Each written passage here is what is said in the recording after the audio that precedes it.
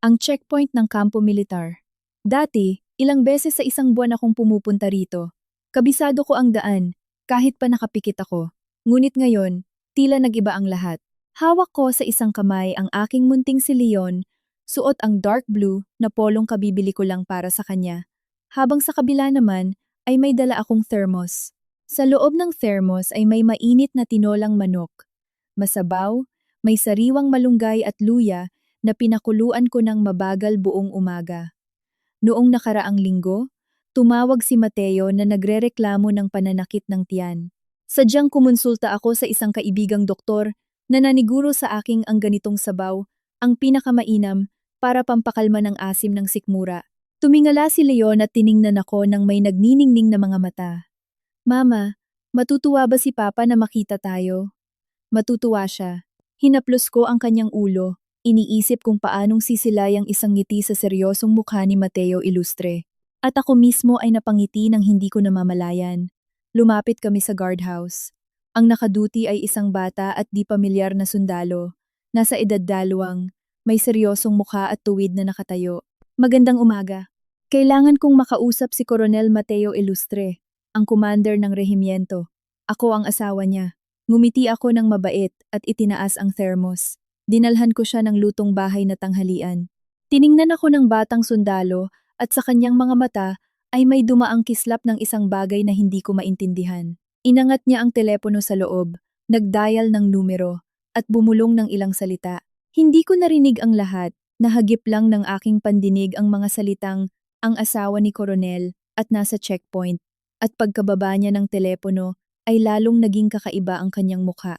Ma'am Luciana, mas mabuti po sigurong umuwi na muna kayo.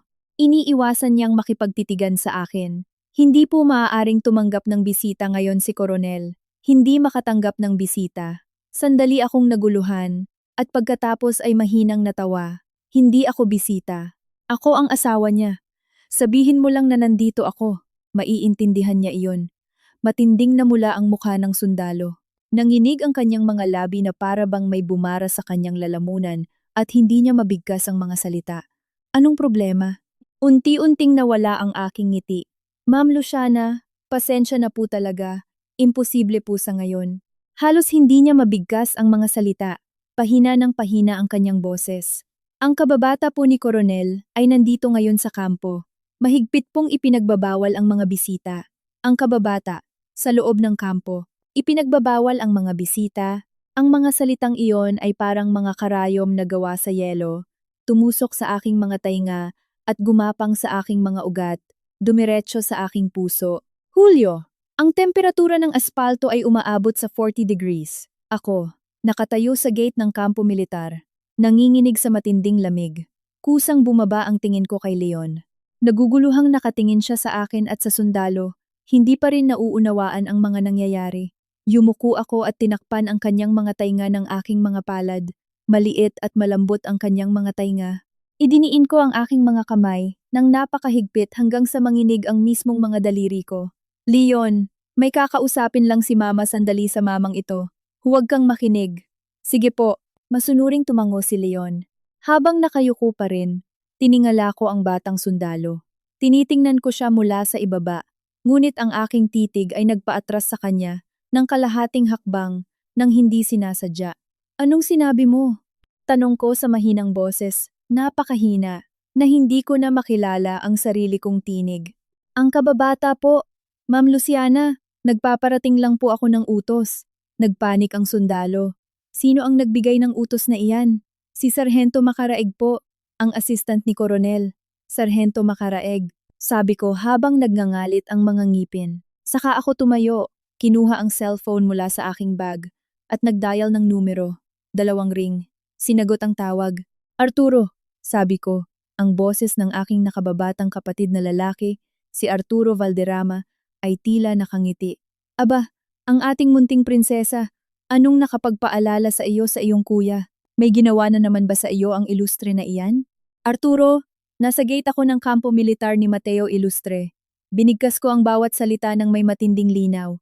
Nag-utos siyang huwag akong papasukin. Sinabi niya na nasa loob ang kanyang kababata at bawal ang bisita. Natahimik ang kabilang linya. Inilaan ni Arturo Valderrama ang 20 taon sa militar. Umangat mula sa pagiging platoon leader hanggang sa maging general at kumander ng Unified Command ng militar. Kilalang kilala ko siya. Habang mas lalo siyang tumatahimik, mas nagiging nakapangingilabot ang kanyang galit. Luciana. Bumaba ang kanyang boses, naging kasing lamig ng nagyelong ilog tuwing taglamig. Anong gusto mong gawin ko? Nais ko ng isang malawakang paglilinis mula sa pamilya Valderrama, sabi ko. Nakatakip pa rin ang isa kong kamay sa mga tainga ni Leon, at ang kabila ay mahigpit na nakahawak sa telepono hanggang sa mamuti ang aking mga buko. Sasabihin ko rin kina Marcos at Laura, si Mateo Ilustre at ang kanyang kababata ay hindi dapat makatakas sa parusa. Walang ititira. Masusunod. Iyon lang ang binigkas ni Arturo at ibinaba ang telepono. Ibinalik ko ang telepono sa aking bag at muling yumuko inaalis ang aking mga kamay sa mga tainga ng aking anak. Kumurap si Leon. Mama, hindi na ba tayo papasok? Hindi na. Binuhat ko siya. Mabigat-bigat na rin ang isang 4 na taong gulang na bata. Inayos ko ang pagkakabuhat sa kanya. Idinikit ang aking pisngi sa kanya at sinabing, iuuwi na kita at ipagluluto ng beef salpikaw na may mashed potato. E paano si Papa? Hindi na natin ibibigay sa kanya ang sabaw. Ibinaon ko ang aking tingin sa thermos na nasa lapag. Ang tinolang pinakuluan ko ng mabagal ng ilang oras. 3 beses kong inalis ang mga bula, nilagyan ng pinakamagagandang sangkap, isang mabango at malinaw na sabaw. Ibinuhos ko ito sa pinakamagandang thermos at dinala rito ng may labis na pag-iingat. Inangat ko ang aking paa at sinipa ang thermos. Tumalsik ang takip, ang gintong sabaw ay dumanak sa aspalto. Ang mga hiwa ng manok at malunggay ay nahulog sa alikabok. Ibinuka ng batang sundalo ang kanyang bibig, ngunit hindi nangahas na magsabi ng kahit isang salita. Tara na, Leon! Tumalikod ako habang buhat ang aking anak. Umalingaw-ngaw ang aking mga takong sa konkretong daan. Tak-tak. Bawat hakbang ay matatag at sigurado. Nakasandal sa aking balikat. Tiningnan niya ang basag na thermos at mahinang sinabi, Mama, sayang ang sabaw. Kahit sa aso ay hindi ko ipapakain iyan. Sagot ko. Dinala ko si Leon sa parking, pinaupo sa kanyang car seat, ikinabit ang seatbelt, tapos ay naupo ako sa manibela, pinaandar ang makina, ngunit hindi agad umalis. Nanatili ako sa sasakyan habang nakatingin sa mga gate ng kampo. Sa mga gate na iyan ay pumapasok ako sa loob ng 4 na taon, simula noong araw na ikasal kami ni Mateo. Sa bawat pagkakataon, sumasaludo ang mga sundalo sa checkpoint. Akala ko iyon ay paggalang. Isang pagkilala na itinuturing nila akong isa sa kanila. Ngayon ko lang naunawaan na ang mga gate na iyan ay hindi kailanman naging bukas para sa akin. Ang kanyang kababata, si Katrina Montelibano, syempre ay alam ko ang tungkol sa kanya. Sabay silang lumaki sa isang kapaligirang militar, magkaibigan ng kanilang mga pamilya. Minsan pa ngang nagbiro ang ina ni Mateo, na lalaki ang mga bata at magpapakasal. Pagkatapos, umalis si Katrina para mag-aral sa Amerika at hindi na muling nabanggit ang paksa. Nang magpakasal kami ni Mateo, minsan nang nabanggit ng kanyang ina si Katrina, agad siyang pinutol ng aking nakatatandang kapatid na si Laura. Ang mga nakaraang relasyon ay nananatili sa nakaraan. Ngayon ay ikakasal si Mateo sa aking nakababatang kapatid. Sana ay naiintindihan ninyo ang pagkakaiba, Ginang Ilustre. Noong panahong iyon, naisip kong masyadong matigas ang aking kapatid. Hiniling ko pa nga sa kanya na maging mas malambot. Iniisip na sapat na sa akin ang pag-ibig ni Mateo at hindi na mahalaga ang iba pa. 4 na taon, binigyan ko siya ng anak. Binuhat ko ang buong bahay sa aking mga balikat. Inalagaan ko ang kanyang mga magulang. Nang maospital ang kanyang ama, nagpalipas ako ng 7 araw at 7 gabi sa kanyang kwarto para sa anibersaryo ng kanyang ina. Isang buwan akong naghanda ng regalo at hinabihan ko siya ng isang eleganteng panyalon gamit ang sarili kong mga kamay hanggang sa magsugat ang aking mga daliri. Nasaan si Katrina Montelibano noong ginagawa ko ang lahat ng iyon? Hindi ko alam, pero ngayon alam kong bumalik siya at ako ay pinalayas sa bahay ng mismong asawa ko. Kinuha ko ang aking telepono at nag-type, Marcos, kailangan kong ipaimbestiga mo ang isang tao. Si Katrina Montelibano. Kararating lang mula sa ibang bansa. Kailangan ko ng kumpletong dosye. Sino ang mga nakikita niya? Anong ginagawa niya?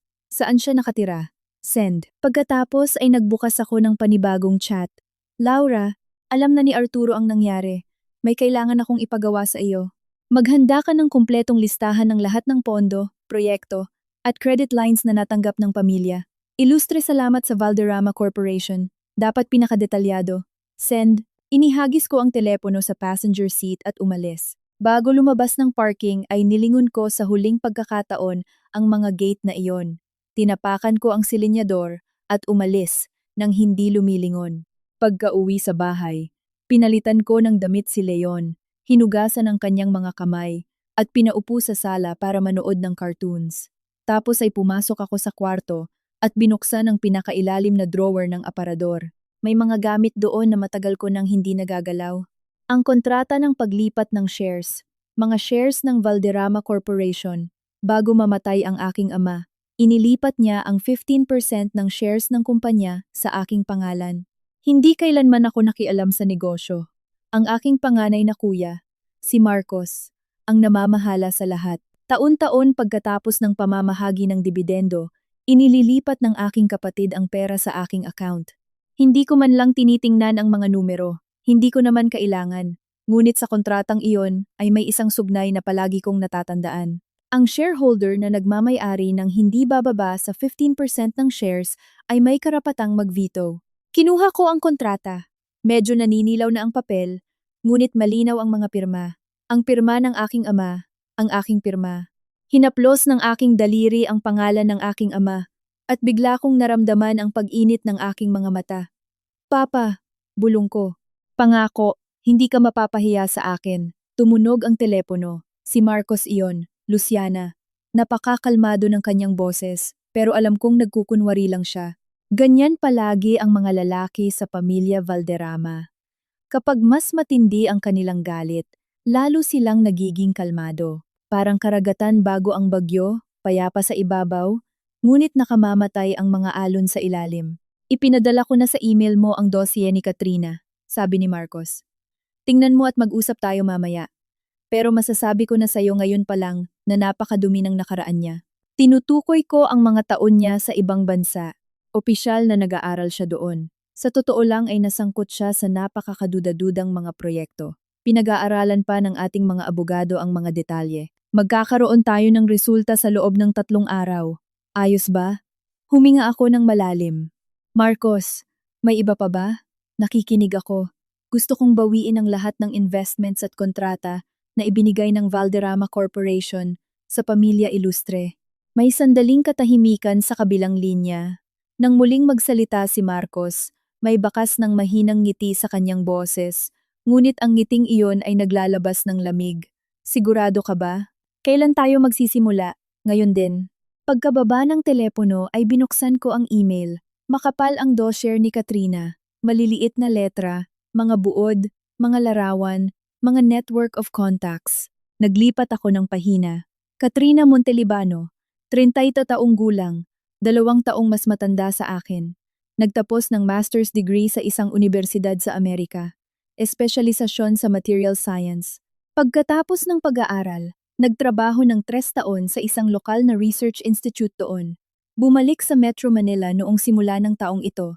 Pagkabalik niya, nakakuha siya ng trabaho sa isang kumpanya na matatagpuan malapit sa kampo militar ni Mateo.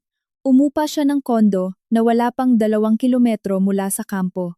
Patuloy akong naglipat ng mga pahina at bigla kong nakita ang isang litrato. Malabo ang imahe. Gabi. Isang lalaki at isang babae na nakatayo sa tabi ng isang dark green na Toyota Land Cruiser. Ang lalaki ay si Mateo Ilustre. Ang babae ay si Katrina Montelibano. Nakasandal ang isang kamay ni Mateo sa bubong ng sasakyan habang nakatingin sa kanya mula sa itaas. Nakatingala naman si Katrina. Ang distansya sa pagitan nila ay wala pang 10 sentimetro. Sa kanang ibabang bahagi ay may petsa. 3 araw ang nakalipas. Tinitigan ko ang litrato ng matagal. 3 araw ang nakalipas nang mag-text sa akin si Mateo na sobrang busy siya ngayong linggo at pinakiusapan akong huwag pumunta sa kampo. Sinabi niya na naghahanda siya para sa mga mahahalagang military maneuvers at gabing-gabi na siyang umuuwi araw-araw. Kaya pala ito ang ginagawa niyang pagpupuyat sa trabaho. Isinara ko ang laptop, sumandal sa upuan at ipinikit ang aking mga mata. May kaguluhan sa aking isipan, Ngunit kasabay nito ay isang nakakagulat na kalinawan. Naalala ko noong nag-propose sa akin si Mateo 84 na taon na ang nakalipas. Lumuhod siya, nag-alok ng singsing at sinabing, Katrina, pakasalan mo ako. Nang sandaling iyon, natawa ang kapatid kong si Laura. Maging sa pangalan ay nagkamali ka at ganyan ka mag-propose. Agad na namula ang mukha ni Mateo. Mabilis siyang humingi ng tawad. Pasensya na, sobrang kinakabahan lang ako. Luciana, pakasalan mo ako. Noong panahong iyon, inisip naming lahat na sadyang kinabahan lang siya. Idinilat ko ang aking mga mata. Katrina, Luciana, anong laking kabalintunaan. Tumawag ang kapatid kong si Laura. Luciana, na-check ko na ang lahat. Matalas at propesyonal ang boses ni Laura. Nakapaghanda na ako ng tinatayang listahan ng mga natanggap ng mga ilustre mula sa Valderrama Corporation. 12 kontrata sa construction na may kabuuang halaga na higit sa 12 bilyong piso. 37 suppliers, lahat ay mga luma at maaasahang partner natin. 5 bank guarantees na umaabot sa 5 bilyong piso. Huminto siya at naging kasing lamig ng yelo ang kanyang boses. May isa pa na hindi mo alam. Muntik nang malugi ang kumpanya ng ama ni Mateo 3 taon na ang nakalipas. Si Marcos, sa ngalan ng korporasyon, ang nag-inject doon ng 350 milyong piso para iligtas sila. Sa pag-inject ng pondo, pumirma ang mga ilustre ng isang kasunduan na may target na performance. Nangako sila nga abot sa isang tiyak na kita sa loob ng 3 taon. Ngayon ay 3 taon na, at ang kanilang kita ay hindi man lang malapit sa kinakailangang halaga. Bakit walang nagsabi sa akin tungkol sa kasunduang iyon? Tanong ko. Ayaw kang pag-alalahanin ni Marcos. Kapapanganak mo pa lang noon kay Leon. Mahina pa ang katawan mo. Nagpasya kaming wag na lang sabihin sa iyo, naisip namin. Aba, pamilya sila, kailangang tulungan. Sinong mag-aakala na sila ay? Hindi na tinapos ni Laura ang pangungusap, ngunit alam ko ang nais niyang sabihin. Mag-set ka ng meeting kina Marcos at Arturo bukas ng gabi sa lumang hasyenda ng pamilya sa Batangas. Sabi ko, may ia-anunsyo ako. Sige, sagot ni Laura at idinagdag. Luciana, anuman ang maging desisyon mo, nasa panig mo kami. Pagkababa ng telepono, lumabas ako sa sala. Nakaupo si Leon sa sofa nanonood ng cartoons, yakap ang isang teddy bear. Nang makita ako ay patakbo siyang lumapit na nakangiti at niyakap ang aking binti. Mama, gutom na ako. Ipaghahanda ka ni Mama ng pagkain ngayon. Yumuko ako, binuhat siya at hinalikan sa pisngi. Ipinulupot ni Leon ang kanyang mga braso sa aking leeg at sinabi gamit ang kanyang munting boses pambata, Mama, huwag na tayong pumunta ulit kay Papa. Ayoko na kay Papa. Nanigas ako. Bakit ayaw mo na sa kanya? Kasi, umiyak si Mama ngayon. Hindi ako umiyak, kahit man lang sa harap ni Leon. Ngunit naiintindihan ng mga bata ang lahat. Sige, niyakap ko siya nang mas mahigpit. Hindi na tayo babalik para makita siya. Kinagabihan, matapos patulugin si Leon, naupo akong mag-isa sa balkonahe. Umiilaw ang screen ng telepono. Mensahe mula kay Mateo. Luciana, sinabi na nila sa akin ang nangyari ngayon. Huwag kang mag-isip ng kung ano-ano. Nagpunta rito si Katrina dahil sa trabaho. May joint project ang kumpanya niya ngayon sa aming kampo. Siya ang project director. Inutusan ko ang guwardiya na huwag magpapasok ng kahit sino dahil ayokong maabala kami. Walang kinalaman iyon sa iyo. Pagkatapos ko sa mga ginagawa ko sa loob ng ilang araw, uuwi ako at ipaliliwanag ko ang lahat. Binasa ko ang mensahe. Uminom ako ng tubig at pagkatapos ay sumagot, Sige, asikasuhin mo ang mga trabaho mo. Pagkatapos ipadala ang mga salitang iyon. Inilapag ko ang telepono ng nakataob. Sa labas ng bintana, nakalatag ang gabi ng Metro Manila, isang dagat ng mga ilaw. 29 na taon na akong nakatira sa lungsod na ito. Mula pagkabata, ay pinalaki ako ng may layaw ng aking mga magulang at pinrotektahan ng aking mga kapatid. Hindi ko kailanman naranasan ang maagrabyado. Nang magpakasal kay Mateo, naisip ko na nakahanap ako ng isa pang taong masasandalan. Ngayon ay naiintindihan ko na ang sarili mo lang talaga ang maaasahan mo. Muling umiilaw ang telepono. Isang maikling mensahe mula sa kuya kong si Arturo. 2 linya. Nagsimula na ang paglilinis. Unang hakbang, pag-freeze sa lahat ng kaugnay na accounts. 2 hakbang, pagbawi sa lahat ng ibinigay na pondo. 3 hakbang, hinihintay ko ang iyong mga utos. Sumagot ako, masusunod. Pagkatapos ay dinilit ko ang buong chat history namin ni Mateo mula sa pinakaunang mensahe, tulad ng plano kong burahin ang 4 na taong kasal na ito. Kinabukasan ng umaga, ay nagising ako sa vibration ng telepono. Hindi iyon alarm clock. Napakadalas ng pag-vibrate. Idinilat ko ang aking mga mata.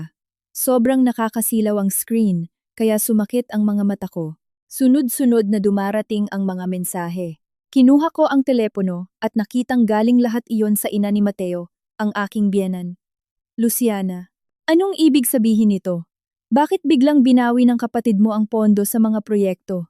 Alam mo bang kalahating taon nang naghihirap si Vicente para sa proyektong ito?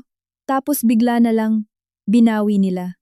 Ganito ba magnegosyo ang pamilya Valderrama? Sumagot ka agad. Sumandal ako sa headboard ng kama.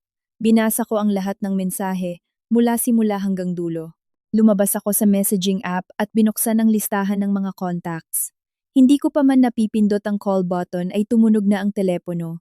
Lumabas sa screen ang pangalan, Mateo Ilustre. Tiningnan ko ang 2 salitang iyon ng 3 segundo. Saka ko sinagot, Luciana Valderrama, nababaliw ka na ba? Sumabog ang boses ni Mateo sa speaker. Bihira siyang magsalita sa ganyang tono sa akin. Sa loob ng 4 na taon naming kasal, ay naging medyo malambing siya. Kahit na minsan ay naiinis siya, hindi siya kailanman sumigaw ng ganito. Ngunit ngayon ay iba na ang lahat. Tumawag lang ang papa ko. Sabi niya bigla raw pinutol ng mga Valderrama ang pondo. Daan-daang manggagawa ang naghihintay para makapag-umpisa ng shift. Naka-freeze sa mga accounts ang pera para sa mga materyales. Nagpasya ba kayong ibaon sa hirap ang aming pamilya? Kumukulo na parang lava ang galit sa kanyang boses. Dahil lang hindi kita pinapasok sa kampo kahapon. Gumawa ka na ng ganitong kalaking eksena. Luciana, kailan ka pa naging ganito kawalang katuwiran? Inilayo ko ng bahagya ang telepono sa aking tainga at hinintay siyang matapos. Tapos ka na ba? Tanong ko. Hindi. Huminga siya ng malalim. Sinusubukang kumalma. Luciana, sinabi ko na sa iyo na nagpunta si Katrina para sa trabaho. Kung hindi ka naniniwala sa akin, tatanungin ko ang mga tao sa project team na patunayan iyon. Hindi ka pwedeng gumawa ng ganito kalaking iskandalo dahil lang sa isang tangang hindi pagkakaintindihan. Paano na tayo makakaharap sa mga tao? Mateo Ilustre. Sinabi ko ang buo niyang pangalan. Napakakalmado ng aking boses. Sobrang kalmado na kahit ako ay nagulat sa sarili ko. May ilang itatanong ako. Sumagot ka ng totoo. Tanong, ilang beses kayo nagkita ni Katrina mula nang bumalik siya mula sa ibang bansa? Natahimik ang kabilang linya. 3 o 4 na beses. Tanging para lang sa trabaho. 3 o 4, ulit ko. At bago siya bumalik, nag-uusap kayo katahimikan. Ang katahimikang ito ay iba sa nakasanayan. Ito ay ang katahimikan ng isang tao na nasaling sa pinakasensitibong bahagi na hindi pa nakakaimbento ng kasinungalingan, ngunit natatakot na umamin. Naramdaman ko na para bang may panibagong tipak ng yelo na bumagsak sa aking dibdib. Nag-uusap kayo, hindi ba? Ako na ang sumagot para sa kanya. At hindi lang minsan. Luciana, ikalawang tanong, pinutol ko siya 3 araw ang nakalipas, noong Lunes ng gabi. Nasaan ka noong Lunes? Nasa kampo ako, naghahanda para sa military maneuvers. Sigurado ka ba? Tuluyan nang nagbago ang aking boses. Sumilay dito ang isang malamig na ngiti. Mateo, pag-isipan mong mabuti. Naalala mo ba ang bawat minuto ng Lunes na iyon? Nasaan ka noong 10:30 ng gabi at sino ang kasama mo? Isang mas mahabang katahimikan, mas mahaba kaysa sa nauna. Pagkatapos ay naging malalim ang kanyang boses, puno ng pagtatanggol ng isang taong na corner. Pinapaimbestigahan mo ba ako? Ako? Pinapaimbestigahan ka? Tumawa ako, at ang tawang iyon ay dinig na dinig kahit sa sarili ko. Mateo, sapat ba ang halaga mo para ipaimbestiga pa kita? Ikaw mismo ang hindi nakakaalam sa mga kasalanang bitbit mo. Walang nangyari sa pagitan namin. Mabilis niyang sinabi at pinutol ang kanyang sarili, dahil ang pangungusap na iyon ay katumbas na rin ng pag-amin. Mahigpit na nakahawak ang aking kamay sa telepono, hanggang sa manginig ito, ngunit nanatiling matatag ang aking boses. Nabanggit ko ba ang pangalan ni Katrina? Ang bilis mo namang seryosohin agad ito. Luciana, pinupukaw mo ang galit ko. Hindi kita pinupukaw. Sinasabi ko lang na nakokonsensya ka. Narinig ko ang kanyang mabigat na paghinga sa speaker. Tila palakad-lakad siya sa kanyang opisina dahil sa kaba. Pagkatapos ay tumigil ang mga yapak at lumambot ang kanyang boses. Luciana, inaamin ko, nakita ko siya ng ilang beses. Pero nagbabalik tanaw lang kami sa nakaraan. Sabay kaming lumaki. Alam mo ba, bumalik siya. Inimbitahan niya akong maghapunan. Paano naman ako tatanggi? Pakiusap, wag mo nang masyadong isipin ito. Sa puso ko. Kayo lang ni Leon ang nandito, nagbabalik tanaw sa nakaraan. Inimbitahan niya akong maghapunan. Sa puso ko, kayo lang ni Leon. Napakasakit at pamilyar na mga linya. Sa lahat ng murang teleserye, ganyang-ganyan din ang sinasabi ng nagtataksil na asawa. Mateo, sabi ko. Alam mo ba kung anong tinanong ni Leon kahapon? Naguluhan siya. Anong tinanong ni Leon? Ayaw na sa atin ni Papa, di ba? Natahimik ang kabilang linya. At sinabi pa niya na ayaw na niyang bumalik para makita si Papa. Ipinagpatuloy ko. 4 na taon pa lang siya. Naiintindihan niya ang lahat. Nang utusan mo ang sarhento na huwag akong papasukin. Naisip mo ba na nandoon ang anak mo? Naisip mo ba kung ano ang mararamdaman niya nang makitang hindi pinapapasok ang sarili niyang ina? Ako. Sa wakas ay nanginig ang boses ni Mateo dahil sa konsensya. Hindi ko naisip iyon ng mga sandaling iyon. Luciana, patawarin mo ako. Wala talaga akong intensyon na saktan ka. Hindi na mahalaga iyon. Pinutol ko siya. Ikaw, wala ka ng halaga. Binaba ko ang telepono. Pinatay ito at inihagis sa kama. Sa bedside table ay nakapatong ang kontrata sa paglilipat ng shares na nakalimutan kong itago kahapon. Inilipat ko sa huling pahina. Nandoon pa rin ang pirma ng aking ama. Medyo kumupas na ang tinta, ngunit malinaw pa rin ang mga linya. Papa, sinabi mo noon na ang mga anak na babae ng pamilya Valderrama ay hindi dapat nagtitiis sa pang-aagrabyado. Mahina kong sinabi. Wala ka na, ngunit hindi ko hahayaang hiyain ako. Muli kong binuksan ang telepono at tinawagan si Laura. Laura, ipadala mo sa akin ng detalye-detalye ang mga kondisyon ng kasunduang iyon tungkol sa kita. Gusto kong malaman ang eksaktong kahihinatnan kapag hindi ito nasunod. Pinakadetalye, handa na. Ang boses ng aking kapatid ay propesyonal, tulad ng dati. 3 taon na ang nakalipas. Nang mag-inject si Marcos ng 350 milyong piso, pumirma ng kontrata ang mga ilustre. Nangako silang aabot sa net profit na hindi bababa sa 500 milyong piso sa loob ng 3 taon, ngunit ayon sa mga financial reports na tiningnan ko kahapon, ang kabuuang kita nila sa loob ng 3 taon ay 250 milyong piso lang, wala pa sa kalahati. Ang parusa sa paglabag ay ang buong pagbili, pabalik ng shares. Ang Valderrama Corporation ay may karapatang hingin sa mga ilustre na sa loob ng 5 araw, ay bilhin pabalik ang mga shares na pagmamay-ari ng korporasyon sa orihinal na presyo na may kasamang 20% na parusa. Kung hindi makakahanap ng pera ang mga ilustre, kukunin natin ang lahat ng assets ng kumpanya. Huminto sandali si Laura at may lumabas na tila maninilang tono sa kanyang boses. Kinwenta ko na ang lahat kahapon. 350 milyon ng pangunahing utang at 20% na parusa, umaabot sa kabuuang 420 milyong piso. Sa kasalukuyan nilang sitwasyon, ni hindi sila makakabuo ng 100,000. Magaling, sabi ko. May isa ka pang gawin. Pagsama-samahin mo sa iisang dokumento ang lahat ng pondo, proyekto, utang, at bank guarantees na natanggap nila mula sa atin sa loob ng 3 taong ito. Ilagay mo ang mga halaga, petsa, at ang mga responsable. Para saan? Para makita ng lahat kung paano umunlad ang pamilya ilustre gamit ang yaman ng pamilya Valderrama, at kung paano nila tayo pinagbayaran. Natahimik ang kabilang linya. Luciana, biglang lumambot ang boses ni Laura. Napag-isipan mo na ba itong mabuti? Kapag ginawa mo ang hakbang na ito, wala nang bawian kay Mateo. Laura, sagot ko. Nang mag-utos siyang wag akong papasukin sa checkpoint, sarado na ang daan pabalik. Hindi na nagpumilit si Laura. Ang mga babae sa ating pamilya ay hindi kailanman lumilingon sa nakaraan. Matatanggap mo ang mga dokumento pagkatapos mananghalian, sabi niya at ibinaba ang telepono. Nagpunta ako sa kusina para ipaghanda ng almusal si Leon. Nagluto ako ng itlog, pandesal, at nagpainit ng gatas.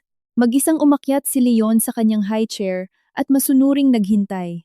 Mama, papasok tayo sa daycare ngayon. Papasok tayo. Inilapag ko ang plato sa kanyang harapan. Kumain ka na. At ihahatid ka ni Mama. Kinagatan ni Leon ang pandesal. Napuno ang kanyang mga pisngi at may binulong na hindi maintindihan. Mama, Kahapon may mama na tumawag sa telepono sa bahay. Nanigas ako. Sinong mama? Sabi niya ang pangalan daw niya ay Makaraeg, na nagtatrabaho kasama ni Papa. Tinanong kung nasa bahay si mama. Sabi ko pinapatulog ako ni mama at ibinaba na niya. Makaraeg. Si Sargento Makaraeg. Ang assistant ni Mateo. Ang mismong nagparating ng utos niya kahapon. Bakit siya tatawag sa bahay natin? Yumuko ako. Sinusubukang maging natural. Leon, at may sinabi pa ba ang mama? Wala po, umiling si Leon. Tinanong lang kung nasa bahay si mama. Tumayo ako. May nagring na alarma sa loob ko. Hindi tatawag ang isang sarhento sa sarili niyang kagustuhan. Sumusunod lang siya sa utos ni Mateo. Inutusan siya ni Mateo na tumawag para may i-check, para malaman kung nasa bahay ako, para siguraduhin na hindi ako nagpunta kung saan o sinusubukang takpan ang kanyang mga bakas kung sakaling mag-imbestiga ako. Pumasok ako sa kwarto at nagsimulang halughugin ang bahay, mga aparador, mga drawer, mga istante sa opisina. Kalahating oras akong naghanap. Sa pinakailalim na drawer ng mesa ay nakakita ako ng sobre. Hindi ito selyado. Sa loob ay may ilang piraso ng papel. Inilabas ko ang mga ito. Isa itong insurance policy. Policyholder, Mateo Ilustre. Insured. Mateo Ilustre. Beneficiary, Katrina Montelibano. Binasa ko ng 3 beses ang policy. Petsa ng pag-i-issue. 3 buwan na ang nakalipas. Insured sum, 12 milyong piso beneficiary, Katrina Montelibano. Sa box kung saan nakalagay ang relasyon sa policyholder, ay nakasulat na kaibigan, kaibigan. Mayroon siyang asawa, mayroon siyang anak na 4 na taong gulang, at ang beneficiary ay isang kaibigan. Nanginginig ang aking mga kamay habang hawak ko ang policy, hindi dahil sa takot, kundi sa isang lamig na nagyayelo sa akin. 3 buwan na ang nakalipas.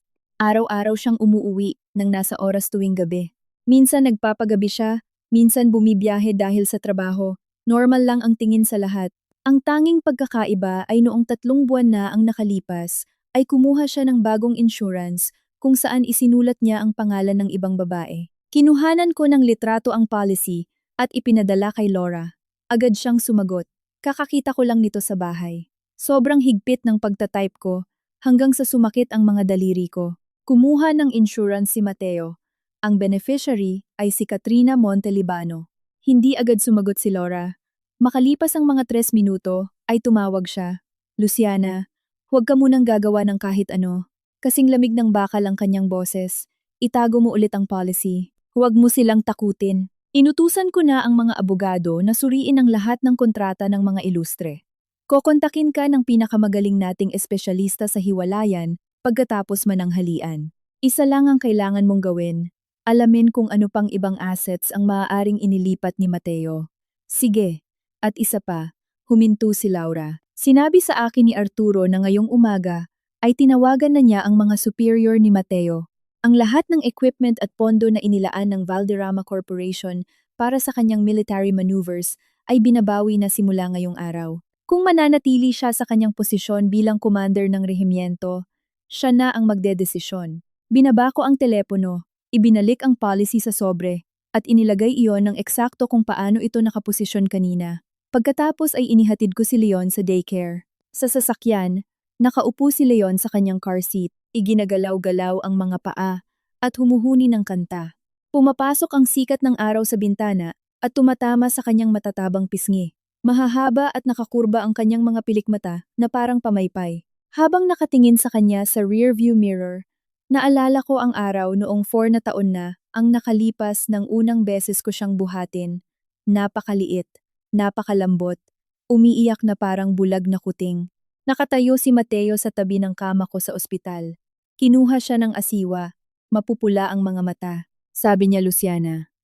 Salamat.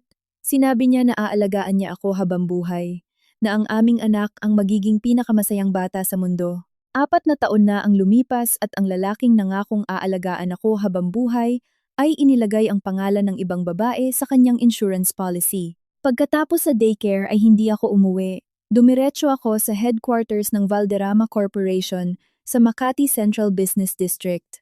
Nasa top floor ang opisina ng aking panganay na kapatid. Mula sa panoramic window sa 3 gilid ay kitang-kita ang buong lungsod. Pagkapasok ko, nakaupo si Marcos sa kanyang mesa habang may kausap sa telepono. Nang makita ako, ay sinenyasan niya akong umupo sa sofa. Sa kanyang mesa ay nakapatong ang mga sandamakmak na dokumento at sa monitor ay nakikita ang isang komplikadong organigram ng mga shareholders. Pagkatapos ng tawag, lumapit si Marcos at naupo sa tapat ko. Tapos na ang mga abogado kay Katrina Montelibano. Dumiretso siya sa usapan sabay abot sa akin ng isang folder. Noong mga taon niya sa Amerika, ang kanyang mga research projects ay may malapit na kinalaman sa mga foreign military developments. Pagbalik sa Metro Manila, sumali siya sa isang kumpanya kung saan ang pangunahing shareholder ay isang malayong kamag-anak ni Mateo Ilustre. Binuksan ko ang folder at nagsimulang magbasa. Nandito ang pinakamahalaga.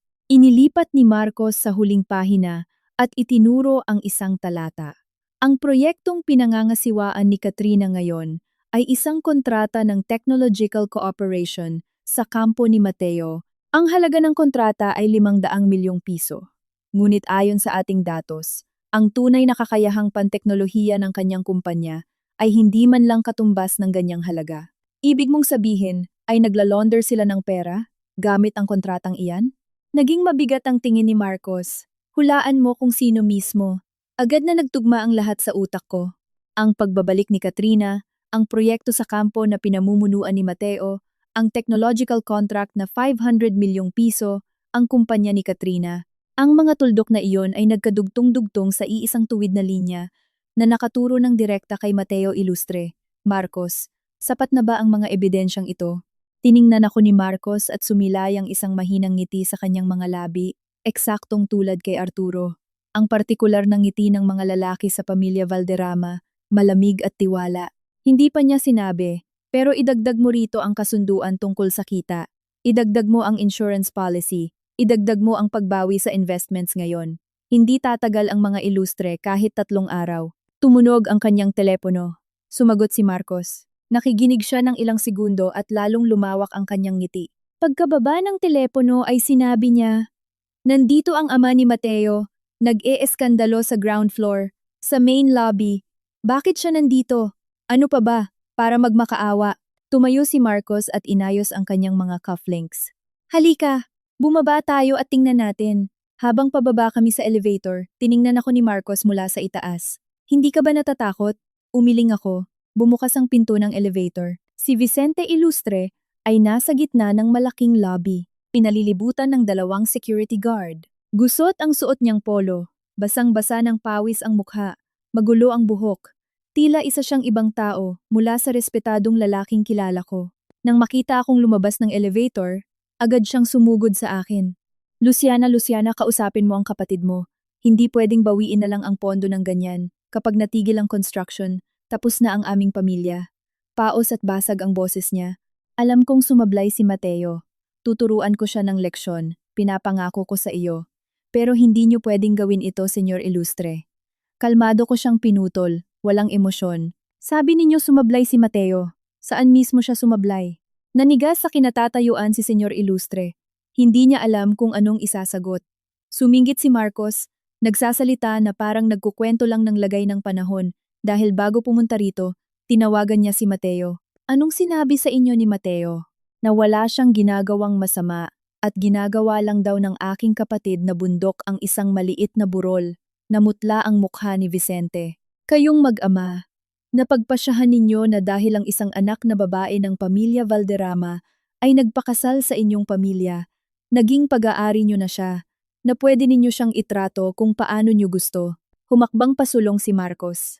Isang ulo ang tangkad niya kaysa kay Senyor Ilustre at tinitingnan niya ito mula sa itaas. "Senyor Ilustre, isa kayong negosyante. Sa negosyo, lahat dapat patas. Kinuha ninyo ang lahat sa mga Valderrama at bilang kapalit ay inabuso ninyo ang aming kapatid. Naisip niyo ba talaga na sa mundong ito ay mayroong napakamurang benepisyo?" Nanginig ang mga labi ni Vicente. At isa pa, kumuha si Marcos ng dokumento mula sa kanyang assistant at iniabot iyon kay Ilustre. Ito ang kontrata ng pagpopondo noong 3 taon na ang nakalipas. Lumipas na ang 3 taon. Ang kita ninyo ay 37% na mas mababa sa target. Ayon sa kontrata, obligado kayong sa loob ng 90 araw ay bilhin pabalik ang shares ng Valderrama Corporation at magbayad ng parusa na 20% na aabot sa kabuuang 420 milyong piso. Kinuha ni Vicente ang dokumento gamit ang kanyang nanginginig na mga kamay. Maingay na kumaluskos ang papel. 420 milyon. Saan kami kukuha ng ganyang kalaking pera? Kung gayon ay susundin natin ang nakasaad sa kontrata. Ang boses ni Marcos ay ganap na walang emosyon. Kukunin ng Valderrama Corporation ang lahat ng assets ng inyong kumpanya. Napatumba si Vicente na parang nasuntok sa dibdib. Tiningnan niya si Marcos. Pagkatapos ay ako. Matagal na nanginig ang kanyang mga labi bago siya nakapagsalita. Luciana, hindi mo maaaring gawin ito. Ikaw ay aming manugang. Tiningnan ko ang kanyang tumatanda at desperadong mukha. Wala akong naramdamang kahit katiting na awa. Senyor Ilustre, sabi ko, nang mag-utos si Mateo na huwag akong papasukin sa checkpoint, inisip ba niya na ako ang inyong manugang? Hindi makasagot si Senyor Ilustre. Nang ilagay niya si Katrina Montelibano bilang beneficiary sa kanyang insurance policy, inisip ba niya na ako ay asawa niya? Nanlaki ang mga mata ni Vicente dahil sa pagkabigla. Tila wala siyang alam doon. Ang inyong pamilya, simulat sa pool, ay kailanman ay hindi ako itinuring na kapamilya, sabi ko. Binibigkas ng mariin ang bawat salita.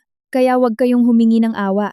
Tumalikod ako at pumasok sa elevator. Habang sumasara ang pinto, narinig kong isinisigaw ni Senyor Ilustre ang isang bagay sa aking likuran.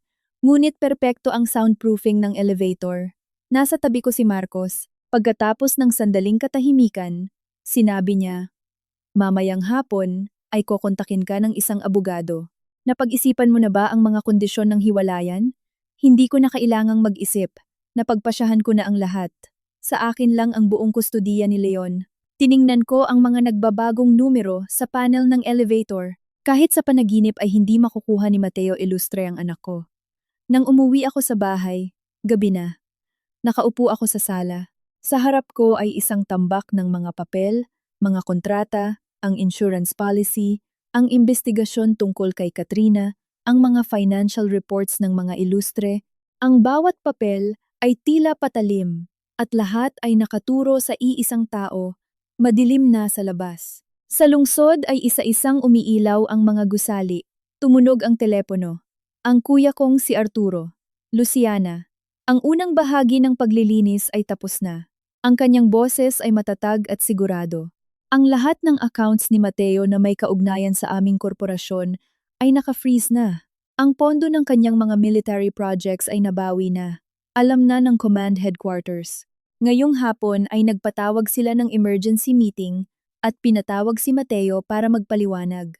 Huminto si Arturo. Ang kanyang tungkulin bilang commander ng rehimyento ay pansamantalang sinuspinde hanggang hindi pa nalilinaw ang mga sirkumstansya. Sinuspinde, ang mismong katayuan ng pagiging commander ng rehimyento kung saan siya ay umaalis ng maaga sa umaga at umuuwi ng gabi na mas mahalaga sa kanya kaysa sa akin at sa anak niya. Ang mismong posisyon na nagbigay sa kanya ng karapatan na ipasok ang kanyang kababata sa loob ng kampo at nagbigay sa kanya ng kapalaluan na palayasin ang sarili niyang asawa. Arturo, sabi ko, hindi pa sapat iyan. Sa kabilang linya, nagpakawala ng maikli ngunit matigas na tawa si Arturo. Siyempre hindi pa sapat, sabi niya. Ito ay unang hakbang pa lamang. Panoorin mo lang, kapatid ko. Hindi ko kailangang maghintay ng matagal. Kinaumagahan, may tumawag mula sa isang di kilalang numero. Hello, kayo po ba si Luciana Valderrama? Ang boses ay pagmamayari ng isang nasa gitnang gulang na lalaki. Ang tono ay formal, ngunit may himig ng paglilingkod. Ako si Coronel Di Mayuga mula sa General Headquarters ng kampo. Bukas ng 10:00 ng umaga, magkakaroon kami ng isang formal na seremonya para parangalan ang mga natatanging opisyal. Kasama po si Coronel Ilustre sa mga pararangalan. Nais sana namin kayong anyayahan bilang asawa niya. Pwede po ba kayo? Formal na seremonya. Natatanging opisyal. Hawak ko ang telepono at halos humagalpak ako ng tawa. Coronel, sagot ko. Siyempre po, dadalo ako. Pagkababa ko ng telepono ay naupo ako sa sofa. Sa labas ay matinding sumisikat ang araw. Pinupuno ng ginintuang liwanag ang kahoy na sahig. Nasa daycare na si Leon. Tahimik ang bahay, tanging ugong lang ng refrigerator ang maririnig. Tumayo ako at nagpunta sa walk-in closet. Sa pinakasulok ay nakasabit ang isang damit na hindi ko pa naisusuot kailanman. Isang eleganteng emerald green na silk dress, regalo ng aking kapatid na si Laura noong kasal ko. Sabi niya noon, ang mga anak na babae ng pamilya Valderrama ay dapat mayroong damit kung saan pwede silang lumabas ng may dangal sa kahit anong labanan. Sa loob ng 4 na taon, hindi ko nakita ang pagkakataon para isuot iyon. Kinuha ko ang damit, isinabit sa harap ng salamin, at matagal itong pinagmasdan. Dumating na ang pagkakataon. Kinabukasan ng umaga, inihatid ko si Leon sa daycare. Pagkababa ng sasakyan ay kumapit siya sa leeg ko. Mama, sino susundo sa akin ngayon? Susunduin ka ni Mama. Hinalikan ko siya sa noo. Inilabas ni Leon ang kanyang pinky finger. Ikinawit ko ang aking daliri sa kanya. Habang papunta sa kampo ay nagpatugtog ako ng musika. Hindi isang agresibong rock music, kundi isang napakalumang kanta, ang paboritong pakinggan ng aking ama. Ang tanawin ng lungsod ay nagdaraan sa bintana. Ang pintig ng aking puso ay regular at kalmado. Sa gate ng checkpoint, tiningnan ng guwardiya ang aking mga dokumento at sumaludo ng militar. Magandang umaga, Ma'am Valderrama. Tuloy po kayo. Pumasok ako na nagpapaingay sa aking mga takong. Ang laylayan ng aking emerald green na silk dress ay umaabot hanggang bukong-bukong, kumikinang sa bawat paghakbang. Lumingon ang mga dumadaang opisyal, pero hindi ko iyon pinansin. Naglakad ako ng walang pagmamadali at may kumpiyansa. Ang grandstand ay napakalaki at puno ng mga taong nakauniporme. Sa entablado ay may nakasabit na banner, formal na seremonya ng kampo. Sa di kalayuan ay nakita ko si Mateo. Nakatikip siya sa ikatlong hanay malapit sa aisle, suot ang kanyang gala uniform. Kumikinang ang kanyang mga tsapa sa ilalim ng ilaw. Hindi pa niya ako nakikita. Dumiretso ako sa section para sa pamilya ng mga opisyal. Nakaupo doon ang mga asawa at mga anak. May nakakilala sa akin at nagsimula ang bulungan. Tingnan niyo, ang asawa ni Coronel Ilustre, ang anak ng mga Valderrama. Sabi nila ang kanyang nakababatang kuya ay ang commander ng Unified Command at ang panganay niya ay CEO ng isang malaking korporasyon. Napakaswerte ni Coronel Ilustre. Swerte. Nakahanap ako ng bakanteng upuan sa pinakalikod. Bago ako umupo, nadapo ang tingin ko sa pintuan sa gilid ng entablado. Nakabukas ng bahagya ang pinto at may ilang tao roon. Ang isang figura ay pamilyar sa akin. Si Katrina Montelibano. Nandito rin siya. Iniwas ko ang aking tingin at umupo ng tuwid. Ang katabi kong babae ay kumiling sa akin. Kayo po ang asawa ni Coronel Ilustre, tama ba? Napakaganda ng suot ninyong damit. Ginitian ko siya. Salamat. Nakita ko ang listahan ng mga pararangalan, patuloy niya. Ibibigay sa inyong asawa ang pinakamataas na parangal. Sabi nila ang kanyang proyekto sa Technological Cooperation ang pinakamahalaga sa kampo ngayong taon. Talaga ba pinanatili ko ang aking ngiti? Isang napakalaking tagumpay iyan. Nagsimula ang seremonya. Mga talumpati mula sa matataas na opisyal, mga ulat, mga palakpak na umalingaw-ngaw. Ilang beses binanggit ang pangalan ni Mateo Ilustre, at sa bawat pagbanggit ay pumapalakpak ang buong bulwagan. Nakaupo siya ng tuwid, ang kanyang mukha ay seryoso at sigurado. Tinitingnan ko siya, at naaalala, ang unang pagkikita namin 4 na taon na ang nakalipas. Nakatayo rin siya noon, nakauniporme sa gitna ng maraming tao, parang naglalabas ng liwanag. Itinuro siya ng aking ama noon at sinabing, Luciana, malayo ang mararating ng batang iyan. Papa, kung nakikita mo ako mula sa langit, ngayon ay madidismaya ka. At ngayon, narito para magsalita si Coronel Mateo Ilustre. Isang kulog ng mga palakpak. Tumayo si Mateo, kinabit ang itaas na butones ng kanyang uniforme at umakyat sa entablado na may tindig militar. Tumayo siya sa harap ng mikropono, iginala ang tingin sa bulwagan, may isang magalang na ngiti sa kanyang mga labi. Mga iginagalang na pinuno, mga kapwa opisyal, umalingaw-ngaw ang kanyang malalim na boses sa buong bulwagan. Isang malaking karangalan para sa akin ang makatayo rito. Ang tagumpay ng ating proyekto ay hindi mangyayari kung wala ang suporta ng liderato at ang walang pag-iimbot na trabaho ng aking mga nasasakupan. At kasabay nito huminto siya. At kasabay nito ng walang buong pakikipagtulungan ni Binibining Katrina Montelibano bilang project director, dinala niya mula sa ibang bansa ang pinakabagong teknolohiya at nag-ambag ng napakalaki sa modernisasyon ng ating kagamitan. Nais kong ipaabot ang aking pinusong pasasalamat Muling umalingaw-ngaw ang palakpakan sa bulwagan. Nakaupo sa pinakalikod, mabagal akong pumalakpak ng 3 beses, at pagkatapos ay tumayo. Malamig na kumislap ang emerald green na seda sa ilalim ng mga spotlights. Naglakad ako sa aisle patungo sa entablado. Tak tak tak! Malakas na umalingaw-ngaw ang aking mga takong sa sementadong sahig. Malinaw at may ritmo. Nagsimulang lumingon ang mga tao. Una ay isa. Tapos ay 12 dosena. Patuloy na nagsasalita si Mateo sa mikropono. Ngunit biglang nanginig at naputol ang boses niya. Nakita na niya ako. 3 beses nag-iba ang kanyang mukha sa isang kisap mata. Pagkabigla, pagkataranta, at pagkatapos ay isang pagtatangka na kumalma. Napahawak siya sa stand ng mikropono nang sobrang higpit na namuti ang kanyang mga buko. Hindi ako huminto. Dumaan ako sa gitna ng mga hanay, sa gitna ng daan-daang matang nakatitig sa akin. Isang bulungan ang umikot sa bulwagan. May naguunat ng leeg, na pilit na inuunawa kung ano ang nangyayari. Nakadating ako sa mismong entablado at huminto. Lahat ng atensyon ay nasa akin. Nagkatinginan ng naguguluhan ang mga opisyal sa presidium. Nabalot ang bulwagan ng isang tensyonadong katahimikan, parang segundo bago tumama ang bagyo. Luciana, binuka ni Mateo ang kanyang bibig. Naka-on ang mikropono kaya ang kanyang basag na boses ay umalingaw-ngaw sa bulwagan. Anong ginagawa mo rito? Hindi ko siya sinagot. Humarap ako sa madla, sa daan-daang mga mata. Mga iginagalang na pinuno, mga iginagalang na opisyal. Hindi malakas ang boses ko, pero sa perpektong katahimikan. Bawat salita ay umabot hanggang sa pinakalikod na hanay. Ako ang asawa ni Mateo Ilustre, si Luciana Valderrama. Lalong lumakas ang bulungan sa bulwagan. Siguro ay hindi nararapat na ako ang magsalita rito, pero may mga bagay na napakatagal ko nang itinago. Matatag ang boses ko, na parang nagkukwento ng karanasan ng ibang tao.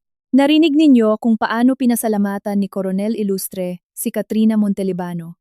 Pagbanggit ko sa pangalang iyon, lalong tumindi ang ingay sa bulwagan. Si Katrina Montelibano, sa totoo lang, ay ang kanyang kababata. Ipinagpatuloy ko, sabay silang lumaki sa iisang kampo, at hindi kailanman inilingid sa akin ni Coronel Ilustre ang matibay nilang pagkakaibigan. Nag-iba ang mukha ni Mateo, humakbang siya pasulong at suminghal. Luciana, bumaba ka diyan. Sa bahay tayo mag-usap. Saglit ko siyang tiningnan. At sa tinging iyon, kusa siyang umatras ng kalahating hakbang. Ngunit may isa siyang hindi sinabi sa akin. Kinuha ko ang cellphone mula sa aking bag. Halimbawa, ilang beses siyang nakipagkita sa babaeng iyon pagkatapos niyang bumalik, o pagkatapos ng 4 na taong kasal, kumuha siya ng life insurance na nagkakahalaga ng 10 milyong piso kung saan ang beneficiary ay hindi ang 4 taong gulang niyang anak o ang kanyang asawa, kundi ang mismong kababata na iyon. Itinaas ko ang telepono. Sa screen ay nakikita ang larawan ng insurance policy. Sumabog ang bulwagan sa ingay. Anong insurance? Si Montelibano ang beneficiary. Hindi maaari. Hindi maaari. Namutlang parang bangkay ang mukha ni Mateo. Sa 2 lukso ay pumunta siya sa harap ko at sinubukang agawin ang telepono. Umatras ako ng isang hakbang. Sumablay siya at natumba. Ang kanyang gala uniform ay katawa-tawang umalon sa hangin. Luciana! Sigaw niya. Bakas ang panik sa kanyang boses. Wag dito. Wag dito. Ano? Itinaas ko ang aking boses. Mateo, 2 araw ang nakalipas, pumunta ako sa checkpoint kasama ang anak natin para dalahin ang iyong tanghalian. Inutusan mo ang iyong assistant na huwag kaming papasukin dahil nasa loob ang kababata mo. Sa ilalim ng 40 degrees na init, nakatayo ang anak mo sa ilalim ng araw habang nagtatanong, Mama, ayaw na ba sa atin ni Papa? Agad na natahimik ang bulwagan.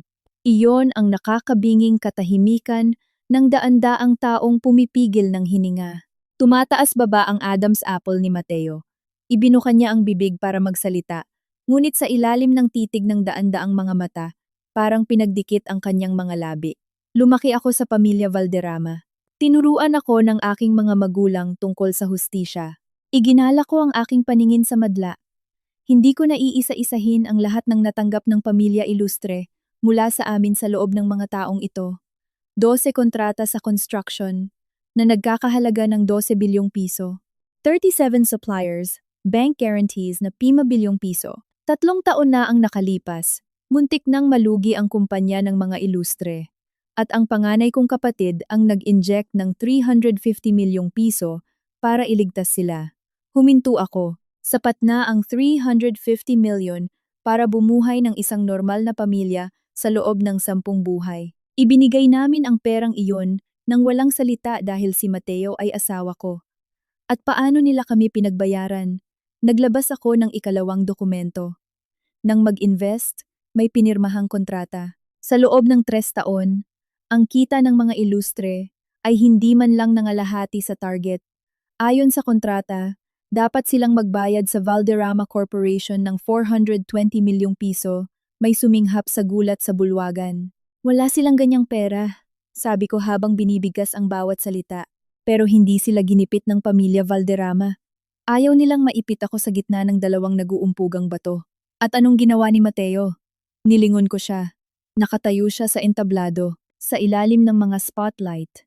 Kumikinang ang pawis sa kanyang noo. Perpekto pa rin ang pagkakaplansa ng kanyang uniforme, ngunit tila parang tinanggalan siya ng buto sa likod. Halos hindi siya makatayo. Tumayo ang isa sa mga opisyal sa presidium, nagdilim ang kanyang mukha sa galit. Ilustre, totoo ba ang mga sinasabi ng iyong asawa? Hindi sumagot si Mateo. Nakatingin siya sa akin na may halong takot, galit, kahihiyan, at pagmamakaawa. At higit sa lahat binuksan ko ang isang audio file sa aking telepono. Ito ang recording ng usapan kahapon ni Katrina Montelibano at Mateo Ilustre. Hindi ko alam kung paano napunta ang recording na ito sa aking telepono. Marahil ay may isang taong nandidiri na rin na makita ang lahat ng ito. Mga iginagalang na opisyal, gusto niyo bang marinig? Naging kulay abo ang mukha ni Mateo. Humakbang si Luciana patungo sa akin. May narinig na pagmamakaawa sa kanyang boses na hindi ko pa narinig kailanman. Huwag mo gawin yan. Pinindot ko ang play button. Umalingaw-ngaw ang boses ni Katrina mula sa aking telepono. Nasa pulito ng mikropono at inikot sa mga speakers sa buong bulwagan. Malambot, mapanuyo at sadyang intimate.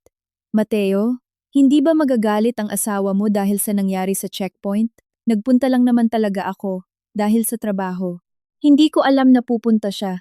Kung alam ko lang sana ay hindi na ako nagpunta. Kasunod ay narinig ang pagod ngunit nagpapatahang boses ni Mateo. Ayos lang iyon. May pagka-espesyal lang talaga ang ugali niya. Huwag mo na siyang pansinin. Pero tinapon niya ang sabaw. Gusto kong magpaliwanag sa kanya at ayaw niya man lang makinig. Mateo, nagtitiis ka rin ba sa mga drama niya sa bahay? Tama na, wag na natin siyang pag-usapan. Pagkatapos, isang maikling katahimikan at mas humina ang boses ni Katrina na may kasamang mahinang pagtawa. Mateo, sabihin mo sa akin, kung hindi ako umalis papuntang Amerika, tayo kaya ngayon? Walang lumabas na sagot mula kay Mateo sa mga speaker. Puro katahimikan.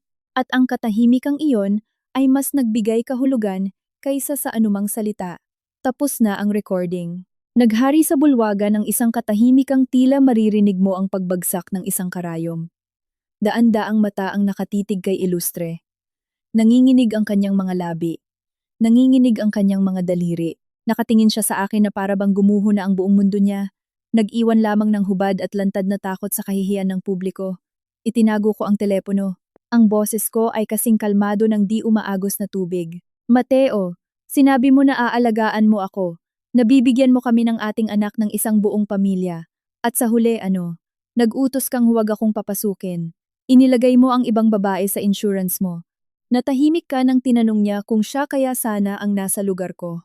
Dahil sa puso mo ay nasagot mo na ang tanong na iyan. Itinaas ko ang aking kamay at hinubad mula sa aking palasingsingan ang diamanteng singsing. Sa harap ng paningin ng lahat ay inilapag ko iyon sa mesa ng presidium. Click!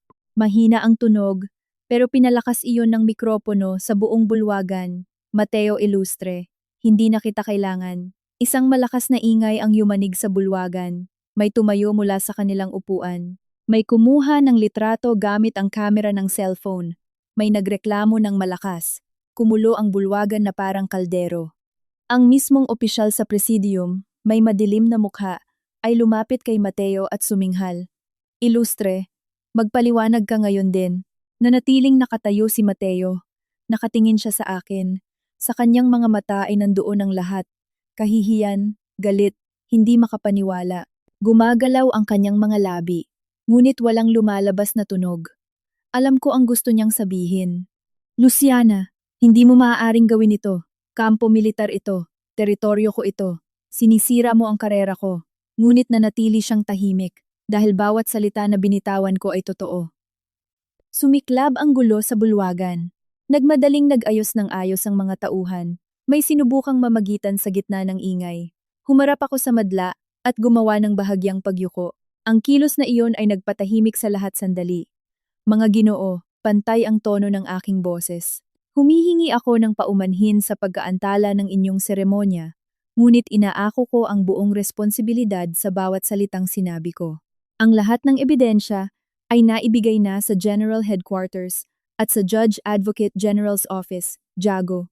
Hayaan ang batas at ang pamunuan ang maghusga kung sino ang tama. Tumayo ako ng tuwid. Binigyan ko ng huling sulyap si Mateo. Paalam, Koronel. Tumalikod ako at naglakad palabas. Ang velvet na laylayan ng aking damit ay sumasayaw sa bawat hakbang. Gumagawa ng ritmo ang aking mga takong sa sahig. Tak, tak, tak. Ang bawat tunog ay malinaw at matatag.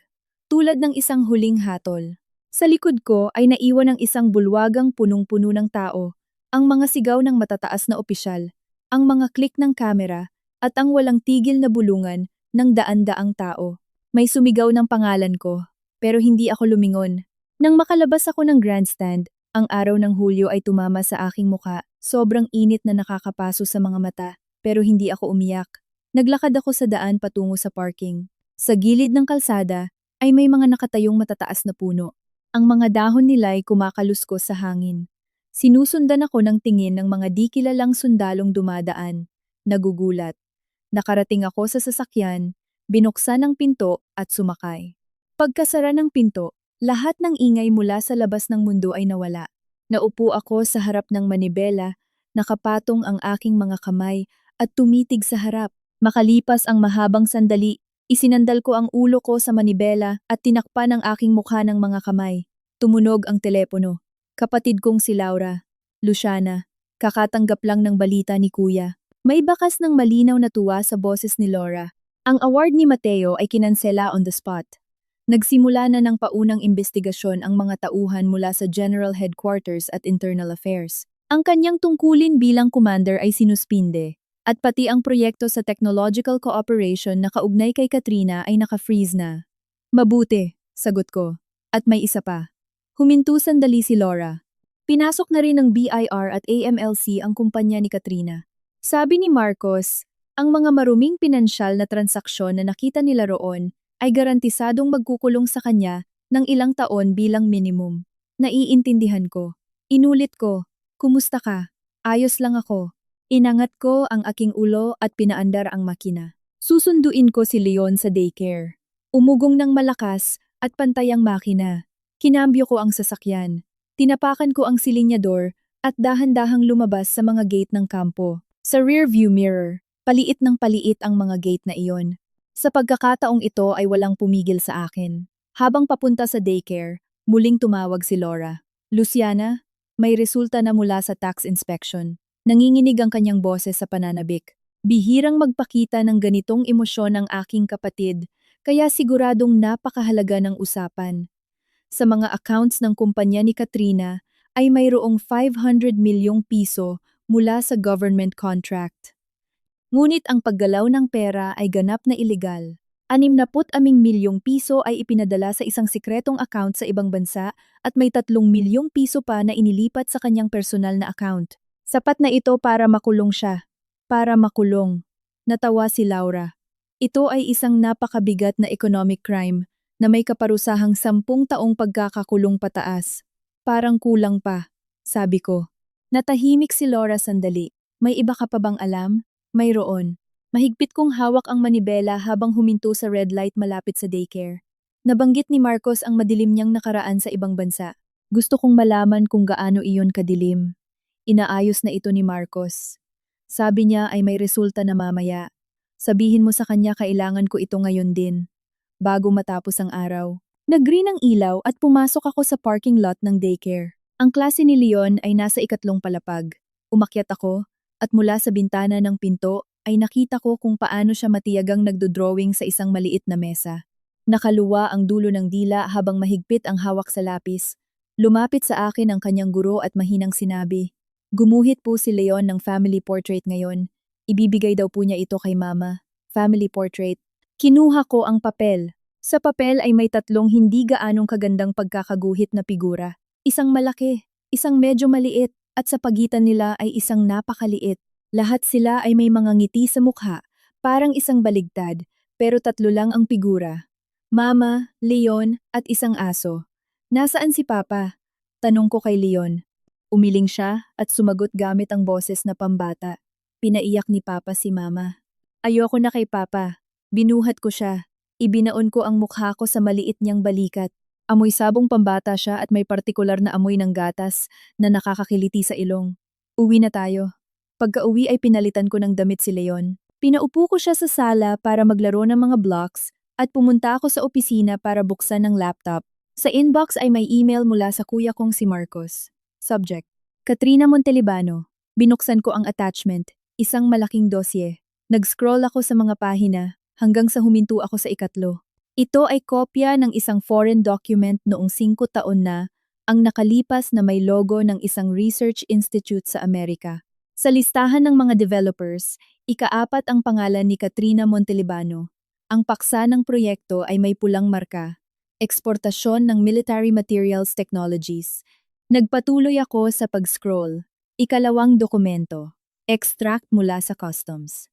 3 buwan bago bumalik sa Pilipinas, lumipad ng 4 na beses si Katrina patungo sa isang bansa na nasa ilalim ng mahigpit na international control sa larangan ng teknolohiyang militar. Ikatlong dokumento, isang email.